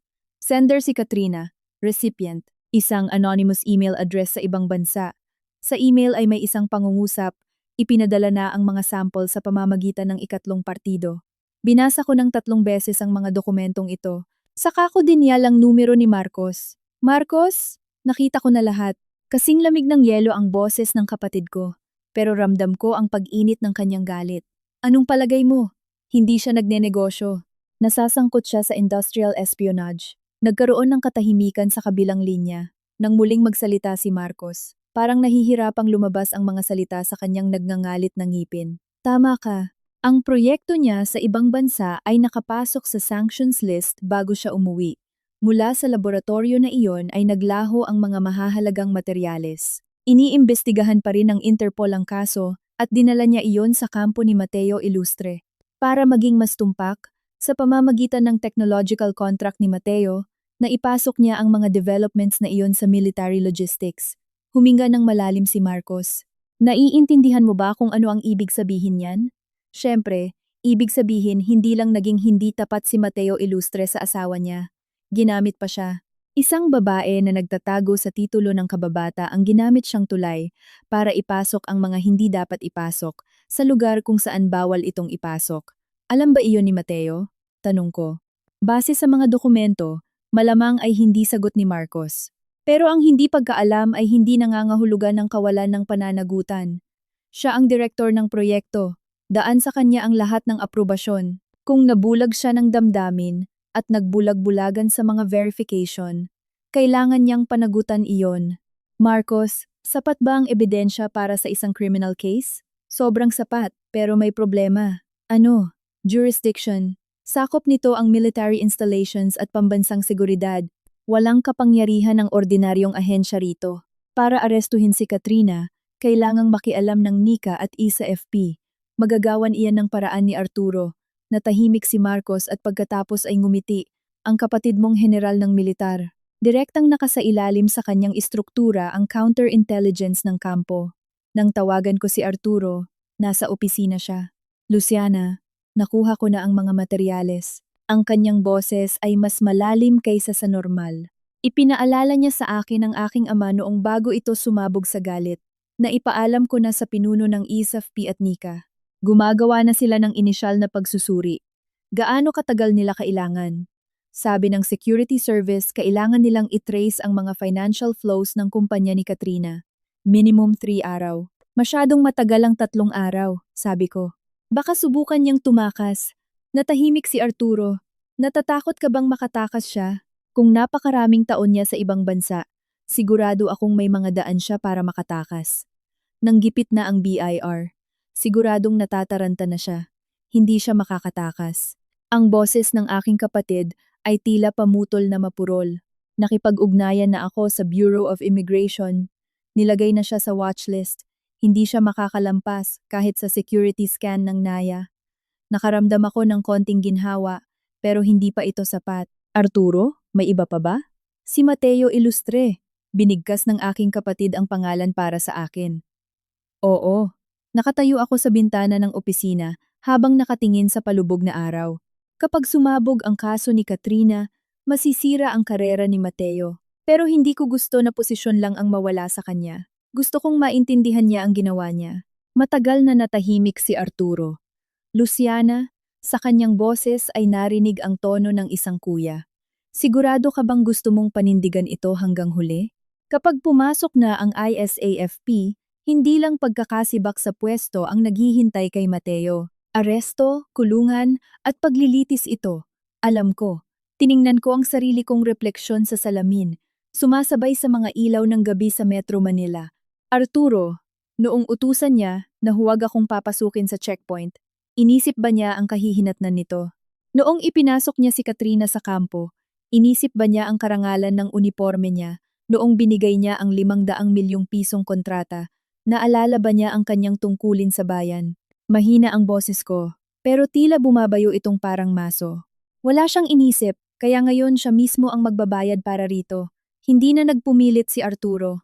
Ang mga lalaki sa pamilya Valderrama ay hindi kailanman lumilingon pabalik. Nagtatanong lang sila, napagpasyahan mo na ba? At kung oo ang sagot, ibibigay nila ang lahat. Bukas ng 9:00 ng umaga, sabi niya. Susugod ang ISAFP at Nika sa opisina ni Katrina. Sasama ka ba sa akin? Sasama ako. Oo. Ikaw ang pinagmulan ng investigasyong ito at ang pangunahing saksi. At hindi ba gusto mong maintindihan ni Mateo ang ginawa niya? Bukas ay maiintindihan niya. Kinaumagahan. Eksaktong 8:30. Nasa gusali ako ng regional headquarters. Lumabas si Arturo, suot ang kanyang regular na uniforme. Kumikinang sa araw ang mga bituin ng pagiging general. Kasunod niya ang mahigit 10 nakasibilyang ahente ng ISAFP at Military Counterintelligence. Tara, tiningnan ako ng aking kapatid at pinagbuksan ako ng pinto ng isang itim na SUV na may plakang pangmilitar. Ang convoy ay sumanib sa kalsada at dumiretso sa Makati Central Business District sa opisina ni Katrina. Ang opisina ay nasa disinang palapag ng isa sa mga gusali. Nang umakyat kami, naroon na ang mga ahente ng AMLC at BIR. Sa Finance Department ay kinukumpiska ang mga dokumento. Nangunguna si Arturo. Ang kanyang mabibigat na bota ay umaalingaw-ngaw sa marmol na sahig. Nakasunod ako sa kanya papunta sa pangkalahatang working area hanggang sa opisina ng General Manager. Nakabukas ng bahagya ang pinto at narinig ko ang boses ni Katrina. Nagsasalita siya sa telepono ng mahina, ngunit naiintindihan ang mga salita. Oo. Naiintindihan ko. Nabiling na ang tiket. Aalis ako ngayong gabi. Nailabas niyo na ba ang assets? Nasa ilalim na ng investigasyon si Mateo Ilustre.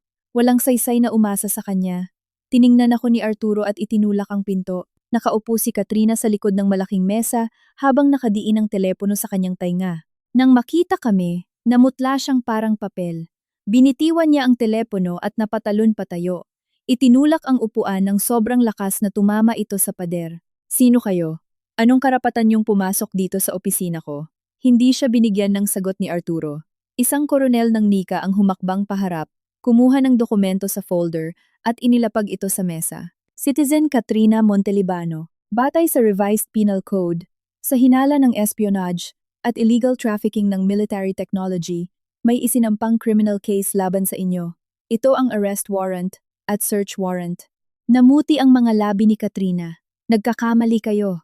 Hindi lang basta direktor ng proyekto ang posisyon ko. May opisyal akong kontrata sa kampo. Kung gayon ipaliwanag niyo ito. Binuksan ng opisyal ang kanyang tablet. Sa screen ay makikita ang kopya ng paglipat ng 18 milyong piso. Ang tumanggap ay isang ghost account sa Cayman Islands. Kinokontrol ng isang sindikato na sangkot sa kontrabando ng teknolohiyang militar. Napatumba si Katrina. At ito, naglipat ng file ang opisyal. Ito ang mismong dayuhang dokumento. Ito ang proyekto mo noong nakalipas na 5 taon na may kinalaman sa mga materyales para sa militar. Ayon sa batas, ang mga taong kabilang sa ganitong proyekto ay obligadong magdeklara pagpasok sa Pilipinas at sumailalim sa investigasyon. Hindi nyo ito ginawa. Nagsimulang manginig si Katrina. At panghuli, ang screenshot ng email na ito. Ipinadala nyo ito bago kayo bumalik sa Pilipinas. Ang mga samples ay ipinadala na sa pamamagitan ng isang ikatlong partido. Anong klasing mga samples ito? Hindi sumagot si Katrina. Umatras siya. Nadapa siya sa kanyang mataas na takong sa gilid ng karpet at muntik nang mahulog. Mahigpit siyang napakapit sa gilid ng mesa hanggang sa kumamot ang kanyang mga kuko sa kahoy. Nauutal. Hindi ko maintindihan ang sinasabi nyo. Hinihingi ko ang abogado ko. Siyempre, sumingit si Arturo. Kasing lamig ng tubig sa balon ng kanyang boses. Ngunit hindi kayo aalis ng opisinang ito at kukumpiskahin namin ang lahat ng iyong gadgets. Lumapit ang isang babaeng opisyal at kinuha ang telepono ni Katrina sa mesa. Pinagmasdan niya habang ipinapasok ang kanyang telepono sa isang plastic evidence bag at lumitaw sa kanyang mga mata ang isang totoong takot na parang hayop. Ang takot ng isang tao na nag-akalang kontrolado niya ang lahat at bigla na lang malalaman na putol na ang lahat ng daan palabas. Hindi niyo ako pwedeng itrato ng ganito. Bigla siyang sumigaw. Naging matinis at hysterical ang boses niya. Alam niyo ba kung sino ako? Lumaki ako kasama si Mateo Ilustre. Siya ay commander ng rehimyento. Kung may gagawin kayo sa akin, dudurugin niya kayo. Mateo Ilustre. Inulit ni Arturo ang pangalan nang walang anumang emosyon. At alam niyo ba kung nasaan ngayon si Mateo Ilustre? Nanigas si Katrina. Nilabas ni Arturo ang kanyang telepono, diniyal ang isang numero at nag-loudspeaker. Coronel Di Mayuga, si General Valderrama ito. Nasaan ngayon si Mateo Ilustre? Ang boses ni Di Mayuga mula sa command headquarters. Tunog pagod. General, tinanggalan na ng posisyon si Ilustre kahapon matapos ang seremonya. Kaninang 8 ng umaga, formal na siyang inaresto at nasa military stockade na. Iniimbestigahan na siya ng Judge Advocate General's Office at Internal Affairs. Ang pangunahing usapin ay ang kapabayaan niya sa pagpirma ng kontrata sa kumpanya ni Montelibano. Kumalat sa buong opisina ang salita ni Di Mayuga mula sa loudspeaker. Mula sa puti, naging kulay abo ang mukha ni Katrina, parang binuhusan siya ng isang balde ng tubig na may yelo. Hindi maaari. Nangako siyang poprotektahan niya ako. Nangako siya. Bulong niya ng paliit hanggang sa bumagsak siya sa upuan. Ang mamahaling makeup ay kumalat dahil sa malamig na pawis. Ang maskara ay dumaloy sa kanyang pisngi. Nang makita ko siya, wala akong naramdamang pagmamalaki, kundi isang malamig na kalinawan lamang. Katrina, sabi ko, iniangat niya ang nawawalang tingin sa akin. Tinanong mo si Mateo, kayo kaya, kung hindi ka pumunta sa Amerika hindi na mahalaga kung anong inisip niya. Ang mahalaga ay sa mga ginawa mo, nakakuha ka ng tiket papuntang kulungan ng mahabang panahon. Nanlaki ang kanyang mga mata. Lumapit ako at tiningnan siya mula sa taas. Lumapit ka ba sa kanya dahil sa damdamin? O nagkataon lang na siya ang koronel na responsable sa technological project? Nanginig ang mga labi niya, ngunit nanatiling tahimik. Gayunpaman, sinasabi ng kanyang mukha ang lahat. Kumumpas si Arturo ng kamay. Pumwesto ang 2 ahente sa magkabilang gilid ni Katrina. Citizen Montelibano. Sumama kayo sa amin. Nang ilabas siya, nakita iyon ng buong opisina. Naglalakad siya sa gitna ng 2 unipormadong opisyal. Kulay abo ang mukha, gulo-gulo ang buhok, nawala ang isang sapatos, at naglakad ng nakayapak ang isa. Ang mga empleyado na hanggang kahapon ay sumisip-sip sa kanya, ngayon ay nagtatago sa likod ng kanilang mga monitor. Natatakot na huminga man lang. Naiwan ako sa pinto ng opisina habang pinapanood siyang umalis. Tumawag si Marcos. Luciana. Puno ng panalo ang boses niya. Kinuha na ng ISAFP ang kaso ni Montelibano. Ang economic crime ay binago na sa treason at espionage. Ang kanyang mga nakatagong accounts, mga contacts, lahat ay nakasailalim sa investigasyon. Tinutugis na ng Interpol ang sindikato na iyon at iimbestigahan si Mateo ng kahit 1 buwan. Kung swertehin siya, matatanggal ang ranggo niya at masisibak ng may kahihiyan sa militar. Kung hindi siya swertehin, alam mo na. Lumapit ako sa bintana ng AC na palapag. Nasa ibaba ko ang Makati CBD. Sa di kalayuan ay makikita ang military base na iyon. Ang mga gate na iyon na pinapasukan ko sa loob ng 4 na taon ngayon ay parang isang maliit na abong tuldok na lamang. Babalik ka pa ba roon kahit kailan? Tanong ni Arturo na nakalapit na sa akin. Umiling ako. Hindi. At ang mga gamit mo? Maliban sa mga gamit ni Leon, wala na. Natahimik si Arturo at saka hinaplos ang ulo ko. Matagal na panahon na simula nang huli niya itong gawin, noong makakuha ako ng unang mataas na marka sa eskwelahan. Uwi na tayo.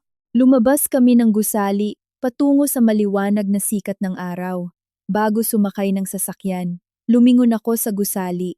Sa ika, libing-ing palapag, bukas pa rin ang ilaw ng opisina ni Katrina. Hindi na siya makakabalik doon kailanman. Tungkol naman kay Mateo, malamang ay nakaupo na siya ngayon sa isang interrogation room na walang bintana, inaalala ang bawat minuto ng mga desisyon niya noong nakaraang 3 buwan, inaalala kung paano niya pinapasok ang kanyang kababata sa kampo, kung paano siya natunaw sa matatamis nitong salita, paano siya pumirma sa mga dokumento nang hindi man lang binabasa. Maiintindihan niya ang lahat.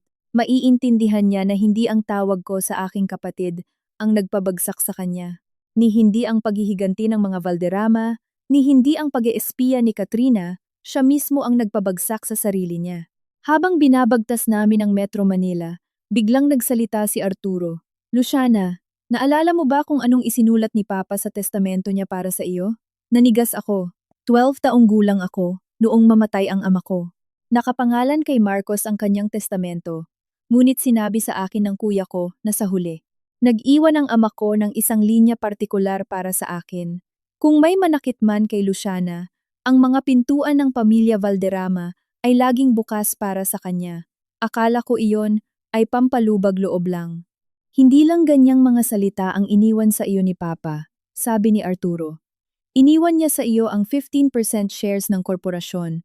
Pinamahalaan iyon ni Marcos para sa iyo at ngayon na ang oras para hawakan mo iyon ng buo. At saka, naging malalim ang tingin ni Arturo. Iniwanan tayo ni Papa ng koneksyon, autoridad, kapangyarihan. Iniwan iyon para sa buong pamilya Valderrama. Kaya naman, ang kaso ni Katrina Montelibano ay hindi lang personal mong problema. Ang boses niya ay naging kasing tigas ng boses ng aking ama. Kapag may sumaling sa isang Valderrama, kailangan niyang magbayad. Si Mateo Ilustre ay simula pa lamang. Si Katrina ay simula pa lamang. Lahat ng mga kasabwat niya, lahat ng nagbulag-bulagan, lahat ng tumanggap ng suhol, walang makakaligtas. Tuluyang natunaw ang yelo sa loob ko. Tumunog ang telepono. Isang litrato mula sa teacher sa daycare. Si Leon ay gumagawa ng morning exercise habang nakatayo sa harap ng lahat. Seryosong inuunat ang maliliit niyang braso. Sa ilalim ay may caption, "Si Leon po ang naging leader ngayon." Sabi niya po poprotektahan niya lahat ng mga bata. Poprotektahan ang mga bata. Pinalaki ko ang litrato. Pinagmasdan ko ang malalaki niyang pisngi at napangiti ako. Pagsapit ng 3 araw mula sa pagkaaresto kay Katrina, kumalat ang balita sa buong kampo. Sabi nila, mismong ISAFP ang kumuha sa kanya habang nakaposas mula sa opisina niya, na siya ay bahagi ng isang malaking sindikato ng espionage. Hindi ko pinakinggan ang chismis. Ginugol ko ang oras kasama ni Leon at inaayos ang mga papeles ng hiwalayan. Ikinuha ako ni Laura ng isang abogada, si Attorney Velez, isang babaeng nasa 40 seconds, eksperto sa annulment at hiwalayan, na hindi pa natatalo kahit isang beses. Pagkatapos basahin ang aking mga materyales, inalis niya ang kanyang salamin at sinabi, "Ma'am Valderrama, sa loob ng 15 taon kong practice, ngayon lang ako nakakita ng kasong madaling ipanalo ng ganito." Nagtaksil si Mateo Ilustre. Sinubukan niyang maglihis ng pondo gamit ang insurance, at bukod pa roon ay inimbestigahan siya ng ISAFP. Nag-cruise ng daliri si Velez. Yung policy pa lang na nakapangalan sa kabit niya, sapat na para ibigay ng judge nang walang pag-aatubili ang kustodiya ng bata sa inyo. At dahil sa pinansyal na kalokohan at mga utang ng mga Ilustre, wala silang laban at walang boses. Hindi lang kustodiya ang gusto ko, sabi ko. Gusto ko lahat, mga ari-arian, bahay, sasakyan. Kung ano ang akin, mananatiling akin. Ang kanila ay hindi ko kailangan kahit kailan at gusto kong palitan ang apelyido ni Leon. Tumango ang abogada. Masusunod. Patuloy na dumarating ang mga balita ni Arturo. Walang humpayang imbestigasyon kay Mateo. Nadiskubre ng counterintelligence na sa proyekto ni Katrina, 3 security report ang peking-peke at walang habas na ginawa. Mapapansin agad ng kahit sinong baguhang auditor, pero pinirmahan ito ni Mateo. Siya ang pangunahing responsable at inilagay niya ang kanyang pirma. Hindi sa nabulag siya, sabi sa akin ni Arturo sa telepono. Hindi niya talaga binasa. Sinabi niya sa mga investigador na nagtiwala siya kay Katrina. Nagtiwala. Ang salitang iyan sa bunganga ni Arturo ay parang isang malupit na biro. Nagtiwala siya sa babae, kaya niya pinasok sa kampo. Nagtiwala, kaya binigay niya ang 500 milyong pisong kontrata. Nagtiwala, kaya pumirma siya nang walang tingin-tingin. Ang tiwalang iyan ang magiging kabayaran para sa kanyang kalayaan at mga tsapa. Mabilis na gumugulong ang kaso ni Katrina bilang prioridad. Nanganganib siyang mahatulan ng 15 hanggang 16 taon para sa treason at espionage. Napag-alaman na isa siyang kasabwat sa isang international smuggling ring. Sadyang pinili niya si Ilustre bilang madaling target.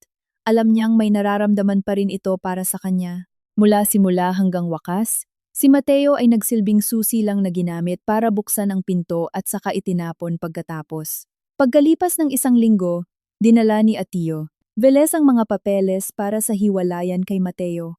Nasa military stockade siya, walang bisita, walang tawag, ngunit ang mga legal na dokumento ay maaaring maibigay. Tumawag sa akin si Coronel Di Mayuga noong araw na iyon. Ma'am Valderrama, natanggap na ni Ilustre ang mga papeles. Tensyonado ang boses niya. Sobrang emosyonal ng reaksyon niya. Sinabi niyang hindi siya pipirma at nagdedemand na makausap ka. Wala na kaming dapat pag-usapan. Iparating niyo sa kanya na ang lahat ng kondisyon ay nasa ilalim ng batas. Kung hindi siya pipirma, magkikita kami sa korte. At marami na siyang kaso sa military tribunal. Mag-isip sana siya gamit ang utak niya. Bumuntong hininga si Di Mayuga. Ipararating ko sa kanya. Nasa balkonahe ako noon. Tinitingnan ang matataas na puno sa bakuran. Kaluskos ang nangingibabaw habang umiihip ang hangin. Sa likod ko ay nakarinig ako ng mga yapak. Mama, niyakap ni Leon ang binti ko. Kailan tayo pupunta sa hasyenda ni Lola? Yumuko ako at binuhat siya. Pupunta tayo sa katapusan ng linggo. Namimiss na tayo ni Lola. Mama, hindi na tayo babalik kay Papa. Hindi na tayo babalik. Niyakap ko siya.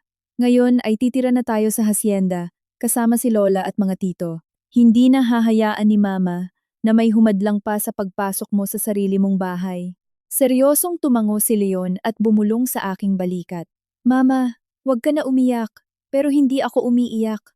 Mula noong araw na iyon ay wala nang naging mga luha. Matapos ang 1 linggo, pumirma si Mateo sa mga papeles ng hiwalayan. Dinala sa akin ni Ati Velez ang kasunduan kung saan sa bawat pahina ay makikita ang baluktot at mahigpit na pirma ni Mateo. Gusto raw niyang makita ang anak niya, sabi ni Velez. Sinagot ko siya na buong-buo ang inyong kustodiya at ang rules ng visitation ay ibang usapan pa. Bukod doon, dahil nasa loob siya ng kulungan, sa katotohanan ay hindi niya talaga ito makikita. Tungkol naman sa pagpapalit ng apelyido ni Leon, ayos na rin ang lahat. Binilisan ng mga abogado ng inyong kuya ang proseso. Sa susunod na buwan, opisyal na siyang magiging Valderrama. Magaling! Nang umabot sa korte ang kaso ni Katrina, tinawagan ako ng ina ni Mateo.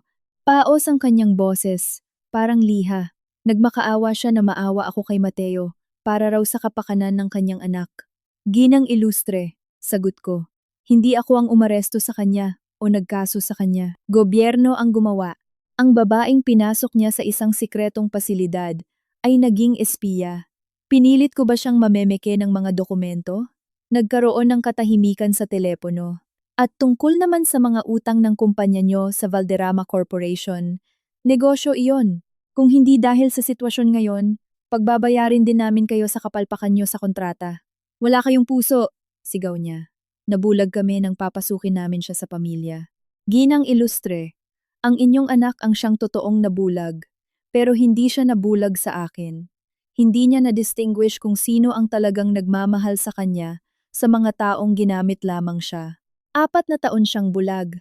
Ibinaba ko ang telepono at iniblock ang number niya. 3 buwan ang nakalipas. Idinala ng simoy ng hangin ang amoy ng mga tuyong dahon. Nagmamaneho ako papunta sa lumang hasyenda ng pamilya sa Batangas. Katabi ko sa upuan si Laura. Sa likod, sa kanyang car seat, si Leon kasama ang kanyang toy dinosaur. Luciana, may balita, sabi ni Laura. Nahatulan na si Montelibano, 18 taon na kulong nang walang parol at kumpiskado lahat ng ari-arian niya.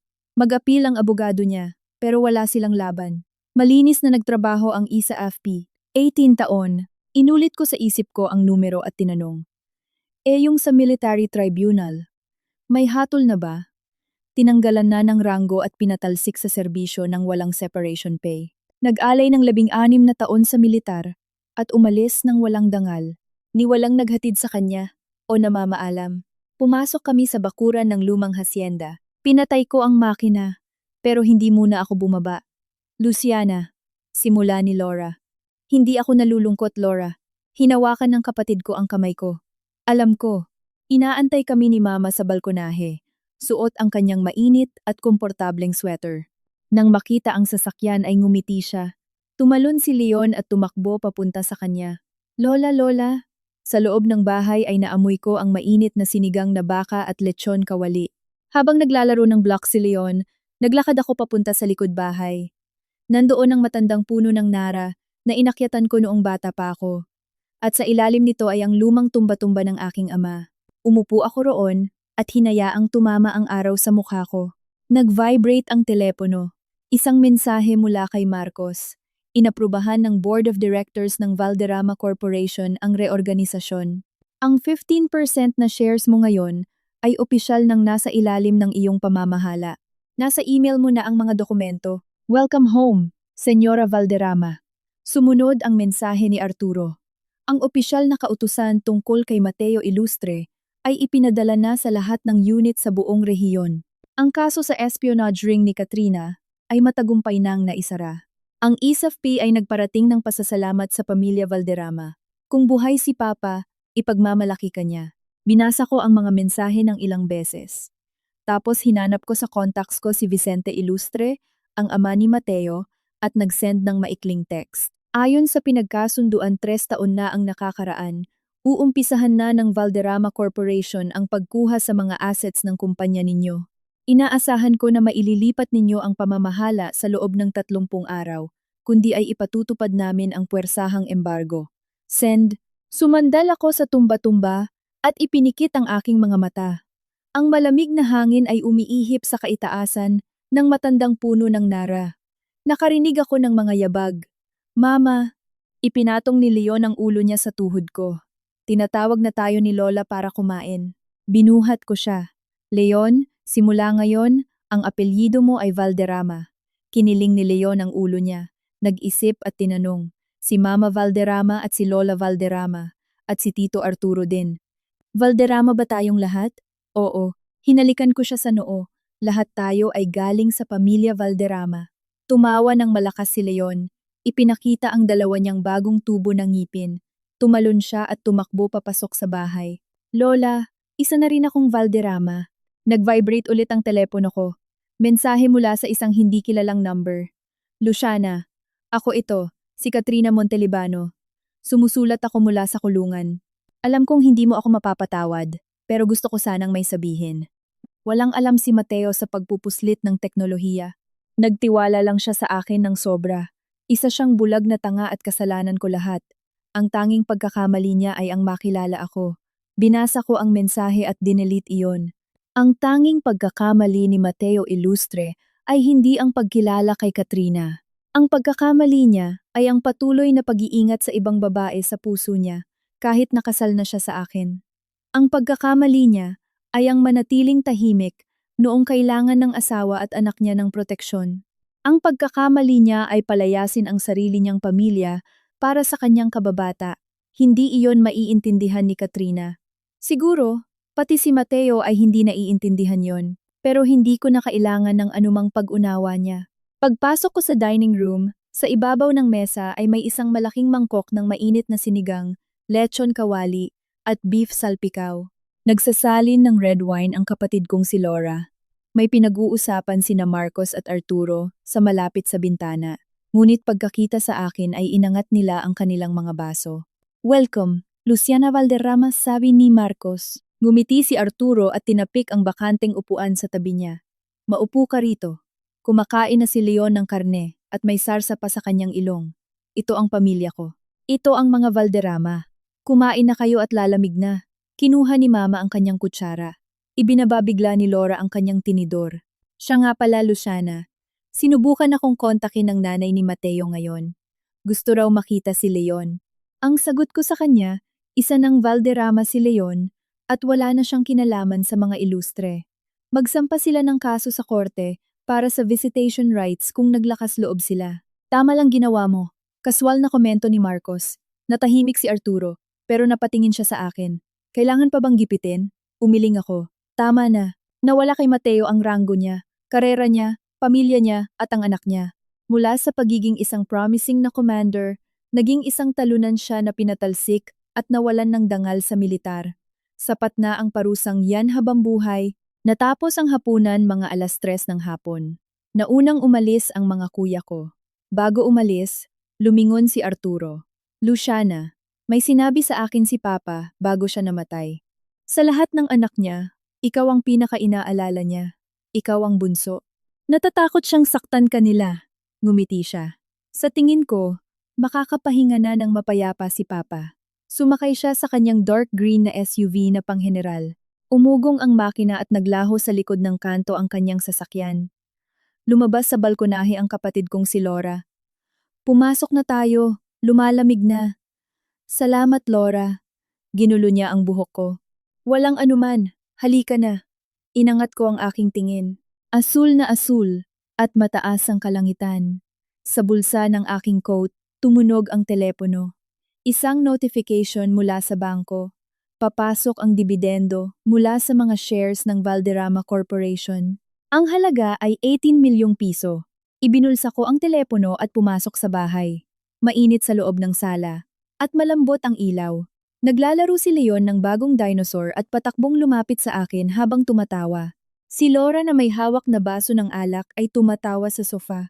Abala si Mama sa kusina. At sa labas, habang papadilim na, ang matandang puno ng nara ay nakatayong matatag at ligtas. Ang mga ugat nito ay nakabaon ng malalim sa lupa tulad ng pamilya Valderrama.